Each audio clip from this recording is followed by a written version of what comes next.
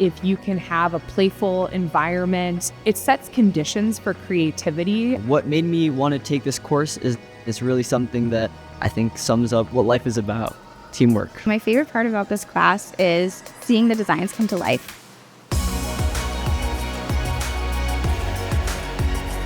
This is probably one of the closest classes in our college that looks like a design consultancy.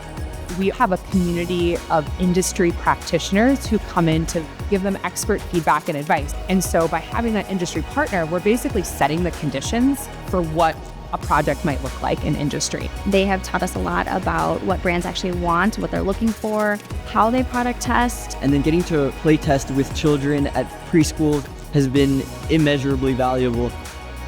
Product Innovation Lab is rooted in toy product design originally. And so we thought, what a fun way to present toy concepts than basically children's theater. And that kind of came into what is now PLAYsentations. One of the key things within design is telling a story. And I think that the PLAYsentation structure really helps you understand and distill your idea down to that core story and communicate that effectively.